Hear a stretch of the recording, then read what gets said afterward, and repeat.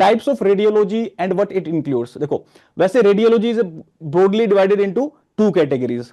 अब एक diagnostic radiology होती है, भाई हम इमेजिंग टेक्निक जो बॉडी के अंदर की जो इमेज है वो हमें क्यों चाहिए होंगी, या तो हमें डायग्नोज करना होगा उस बॉडी में कोई प्रॉब्लम होगी, या तो क्या क्या प्रॉब्लम हो सकती है। अब प्रॉब्लम हो सकता है हिप डिस्प्लेजिया है, उसको हमें चेक करना है। हो सकता है उसको ओस्टियोमाइलाइटिस है, उसको हमें चेक करना है। ट्यूमर है बॉडी के अंदर, उसको चेक करना है। कोई भी प्रॉब्लम हो सकती है, फीटस को चेक करना है।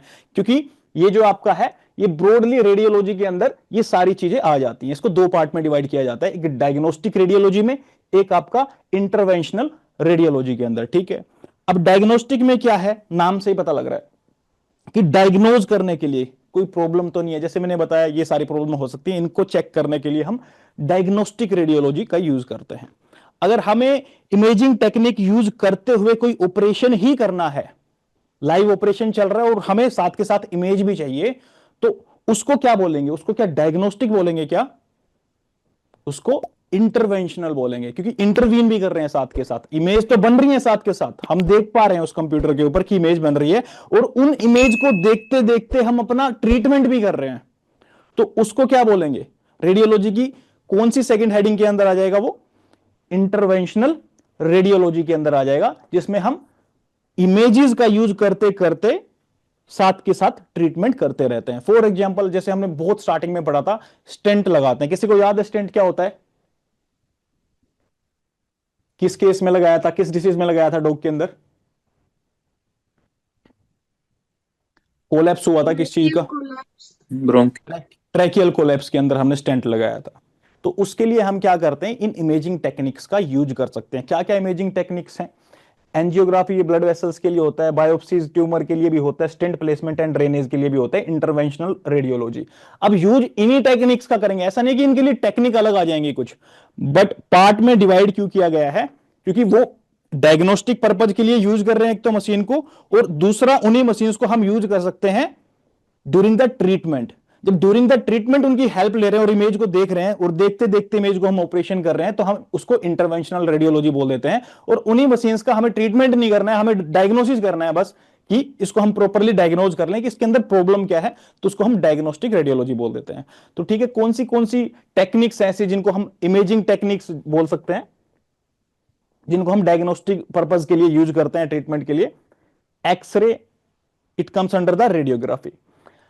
अल्ट्रासाउंड जो है सोनोग्राफी के अंदर आएगा। ठीक है, इसमें क्या रहता है, अल्ट्रासाउंड अगर आ रहा है तो साउंड वेव्स का कुछ लेना देना है, यहां पे रेडिएशन की बातें नहीं करेंगे, इसलिए सेफ भी माना जाता है थोड़ा, क्योंकि इसमें रेडिएशन नहीं होती है। अगर खास करके फीटस की हेल्थ चेक करनी है तो उस टाइम पे रेडिएशन नहीं चाहिए होती है, तो वहां पे अल्ट्रासाउंड काम आता है। और साउंड से मतलब यहां पे इसके प्रिंसिपल प्रिंसिपल जो है इसका साउंड वेव से रिलेटेड है।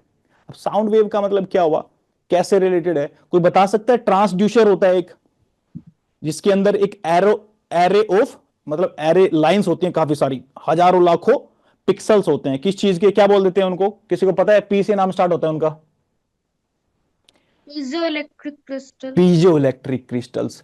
अब पीजो तो ठीक है, पीजो तो हमने बोल दिया। अब ये इलेक्ट्रिक उनको क्यों बोल रहे हैं, कोई बताएगा मेरे को, इलेक्ट्रिक क्यों बोल रहे हैं इनको। यहां पे खत्म कर देते हैं इसी स्लाइड पे, आगे पढ़ेंगे तो बता देंगे क्या क्या बता दिया, बट ठीक है रिदम बन रहा तो यहां पे चलते रहते हैं। हम पढ़ रहे हैं अभी अल्ट्रासाउंड का देख रहे थे, हमने बात करी कि इसमें साउंड आ रहा है, यानी कि साउंड वेव्स का कुछ लेना देना है। अब वो लेना देना कैसे है, इसकी एक प्रोब यूज करते हैं। प्रोब आपको सबको पता होगा, डायग्राम भी आगे उसमें भी दिख जाएगा। उस प्रोब के अंदर जैसे ऐसे हाथ से पकड़ते हैं उसको, ऐसे इंडेक्स फिंगर जो है यहां पे लगती है उसके, और उस पे जेल लगा करके बॉडी पे जिस भी पार्ट पे चेक करना है उसको हम ऐसे लगा करके चेक करते हैं। अब जेल क्यों लगाते हैं उसका भी रीजन है, पूरा डिटेल में पढ़ेंगे। अल्ट्रासाउंड जो है उसको डिटेल में पढ़ेंगे आज, उसका प्रिंसिपल सब खत्म कर देंगे। अब किसी ने बताया कि वो जो प्रोब है, उस प्रोब को अगर आप ओपन करोगे तो उसके अंदर एक आपको ट्रांसड्यूसर मिलता है। ट्रांस का मतलब क्या होता है, एक फेज से दूसरी फेज में, या एक जगह से दूसरी जगह पे, या एक फॉर्म से दूसरी फॉर्म में किसी चीज का चेंज कर देना, ड्यूस कर देना, उसको ट्रांसड्यूस।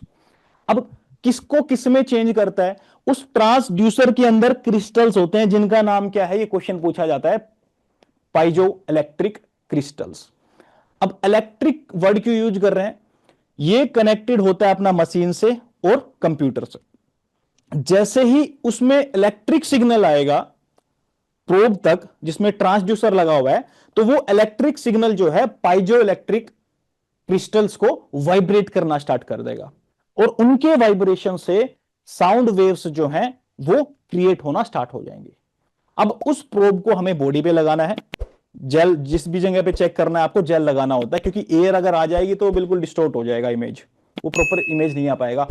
क्यों नहीं आ पाएगा वो देखेंगे, उसके लिए एक अलग कॉन्सेप्ट है कि क्यों नहीं आ पाता है एयर में और उसमें बोन में क्या प्रॉब्लम होती है, अल्ट्रासाउंड के अंदर क्यों नहीं आ पाता, बिल्कुल ब्राइट क्यों हो जाता है, उसका आगे पढ़ेंगे डिटेल में। बट अभी तो अपन बस देख रहे हैं, बातें कर रहे हैं आपस में कि क्या चल रहा है, क्या पढ़ने वाले हैं, ठीक है।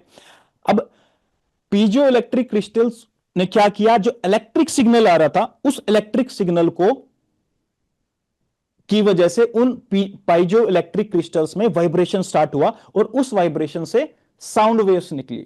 वो साउंड वेव्स जेल से होते हुए, जो भी जिस भी बॉडी पार्ट को आपको एब्डोमेन के लिए यूज करते हैं यूजुअली, तो उसमें जेल लगा करके आपने उस मशीन को यूज किया तो क्या हुआ, उससे साउंड वेव्स उस जेल से होते हुए बॉडी के अंदर गई।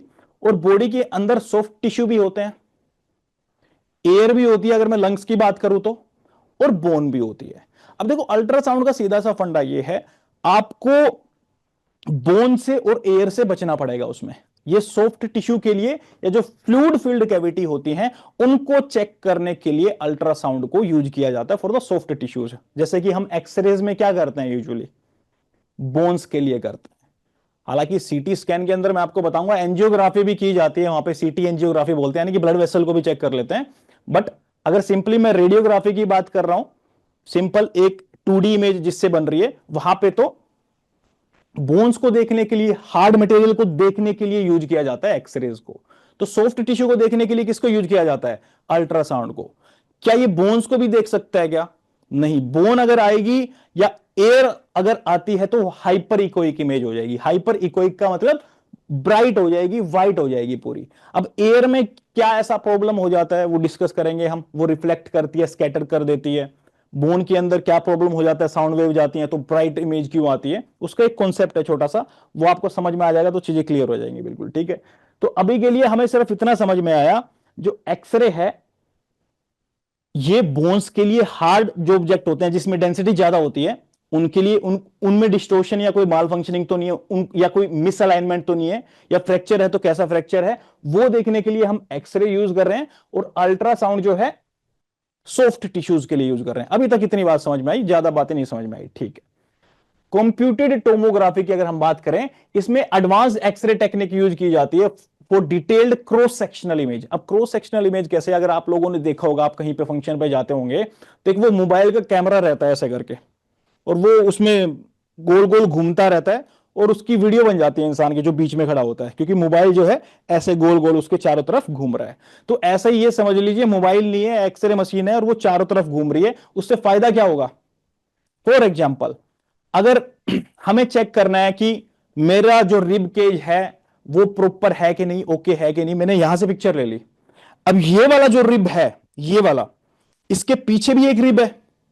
अब इस रिब में फ्रैक्चर नहीं था, ये बिल्कुल ओके था, लेकिन पीछे वाले रिब में जो बिल्कुल इसके पैरेलल है, ये रिब, इसके पीछे रिब, ये इसके बिल्कुल पैरेलल है। अगर हम यहां से एक्सरे इमेज लेते हैं तो क्या इस वाले रिब का फ्रैक्चर दिखेगा क्या, उसमें तो प्रॉपर व्हाइट लाइन आएगी, कोई हल्का सा ब्लैक कुछ दिखेगा नहीं, फ्रैक्चर दिखेगा नहीं। क्यों, क्योंकि रेडिएशन तो इसने अब्जॉर्ब कर रही है ना, इसके जो पीछे उसको तो मौका ही नहीं मिलेगा फिर अपना फ्रैक्चर दिखाने का। अगर इसका फ्रैक्चर देखना है तो एक्सरे कैसे लेना पड़ेगा, यहां पे फिल्म रख के यहां से एक्सरे डालनी पड़ेगी, तो भी नहीं दिखेगा। अब बोलोगे सर ऐसे ऐसे क्यों नहीं दिखेगा, क्योंकि आगे वाली जो बोन है वो प्रॉपर है पूरी। तो इसमें काफी सारे डिफेक्ट भी होते हैं जो पकड़ने होते हैं, उनको ठीक कैसे कर सकते हैं वो चीजें देखनी होती हैं। लेकिन अगर सिंप्लीफाइड करके मैं बोलूं, अभी तक इतना बोलना चाह रहा हूं, कंप्यूटेड टोमोग्राफी जो है ये भी एक्सरे ही यूज करते हैं, बट गोल गोल घुमा करके करते हैं उस बॉडी पार्ट के चारों तरफ। उससे क्या होता है कि हर एक सेक्शन की एक सिंगल 2D इमेज तैयार हो जाती है, और वो 2D इमेज जो है क्रॉस सेक्शनल, जो अलग अलग जगह से हमने ली है, उन सबको कंबाइन करके जब कंप्यूटर में देखा जाता है तो वो एक 3D इमेज की तरह दिखाई देती है। तो बेसिकली सीटी स्कैन जो है वो भी क्या है, उसमें भी एक्सरे ही यूज करते हैं, हर एक क्रॉस सेक्शन में यूज करते हैं पूरी स्पीड से, और वो सारी इमेजेस एक साथ इकट्ठी होकर के वो हमें कंप्यूटर पे दिखाई देती हैं। तो कंप्यूटेड टोमोग्राफी रेडियोग्राफी से डिफरेंट कैसे है वो आपको समझ में आया। ये कहां कहां पे यूज करते हैं हम आगे पढ़ेंगे, और ये कहां पे यूज होता है ये तो आपको पता ही है, एक्सरे कोई बड़ी बात नहीं है। ये इसका अलग अलग यूज क्या है, वहां से और ज्यादा चीजें क्लियर हो जाएंगी, डिस्टिंग्विश हो जाएगा थोड़ा। अब बात करते हैं एमआरआई की। Magnetic resonance imaging, it uses magnetic field to provide high resolution images of soft tissue. देखो अपने आप में इसका कॉन्सेप्ट बहुत बड़ा है, बट अगर मेरे को कोई बोले कि नहीं 3-4 लाइन में हमें बता दो तो इसका मतलब क्या हुआ। ये जो पार्टिकल्स की जो क्वांटम फिजिक्स होती है ना, बेसिकली उसका फायदा उठाते हैं। कैसे उठाते हैं, जो हमारी बॉडी के अंदर वाटर मॉलिक्यूल होते हैं उसका फार्मूला क्या होता है, H2O। यही होता है। अब ये जो हाइड्रोजन आपका एटम है ना, इसके अंदर भी कहीं ना कहीं एक मैग्नेटिक प्रॉपर्टी होती है, इसका जो प्रोटॉन होता है उसके अंदर, ठीक है। जब पेशेंट को एमआरआई मशीन में शिफ्ट करके जो वो चारों तरफ से घूमना स्टार्ट करते हैं ना, उसमें सुपर क्वाइल होते हैं जिनको -270 डिग्री सेल्सियस पर रखा जाता है। जी हाँ, माइनस में बोल रहा हूं, प्लस नहीं बोल रहा हूं, माइनस के अंदर बोल रहा हूं, ताकि उनकी जो इलेक्ट्रिक सप्लाई है वो उसको कंटिन्यू कर पाए, रेजिस्टेंस बिल्कुल ऑलमोस्ट उनका जीरो हो जाए। ठीक है, वो क्यों यूज करते हैं वो बाद में बताऊंगा, लेकिन देखो ये एग्जाम पॉइंट ऑफ व्यू से इतना इंपॉर्टेंट नहीं है, बट मैं कॉन्सेप्ट बनाना चाह रहा हूं, जो 3-4 पॉइंट निकलेंगे ना पूरी स्टोरी से वो मैं आपको बता दूंगा, वो एग्जाम पॉइंट ऑफ व्यू से इंपॉर्टेंट है। ठीक है, तो एमआरआई में करते क्या है, जो मशीन घूमना स्टार्ट करती है तो उसकी वजह से एक मैग्नेटिक फील्ड बन जाता है, पूरा मैग्नेटिक फील्ड बन जाता है। ये लगा लीजिए यहां पे पेशेंट है और उसके चारों तरफ एमआरआई है, और वो जब करंट जा रहा है, इलेक्ट्रिक करंट ऐसे सर्कुलर लूप में जा रहा है, तो उससे एक मैग्नेटिक फील्ड डेवलप हो जाता है, और वो मैग्नेटिक फील्ड बहुत ज्यादा होता है, इवन 2 टेस्ला 3 टेस्ला तक भी चला जाता है। और वो जो मैग्नेटिक फील्ड है उसकी वजह से जो पार्टिकल है, अपनी बॉडी क्या 60% तो वोटर ही होता है ना, उसमें 60% तो वोटर ही होता है, तो उस स्पिन के अकॉर्डिंग ही अपने बॉडी के अंदर जो वोटर मॉलिक्यूल है वो भी स्पिन करना स्टार्ट कर देते हैं।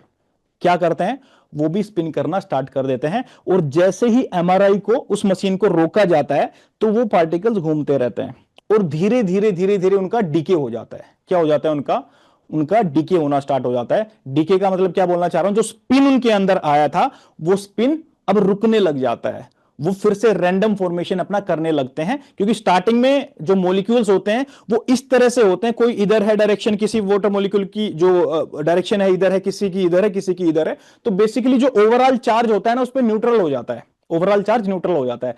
लेकिन जब एमआरआई में मशीन घूमती है गोल गोल, जो वाटर मॉलिक्यूल्स हैं, जो हाइड्रोजन मॉलिक्यूल्स हैं, वो भी उसके साथ स्पिन करना स्टार्ट कर देते हैं, और जैसे ही हमने मशीन को पोज कर दिया तो वो जो स्पिन कर रहे थे पार्टिकल वो धीरे धीरे अपने स्पिन को लूज करना स्टार्ट कर देंगे, और इस टाइम पे वो एनर्जी रिलीज करते हैं, और उसी एनर्जी को कैप्चर करके इमेज की फॉर्म में एमआरआई में देखा जाता है कि इस बॉडी के अंदर क्या चल रहा है। अब इस कॉन्सेप्ट को मैं अगर पूरा डिटेल में बताने लग जाऊं तो बहुत बड़ा कॉन्सेप्ट हो जाएगा, बट जितनी काम की चीज थी, जो बेयर मिनिमम थी, जो अपने को सीखनी चाहिए थी, वो हमने देख लिया है कि हाँ इसके अंदर मैग्नेटिक फील्ड डेवलप होती है बॉडी के अराउंड, और जो वाटर मॉलिक्यूल है क्वांटम फिजिक्स पे डिपेंड करता है।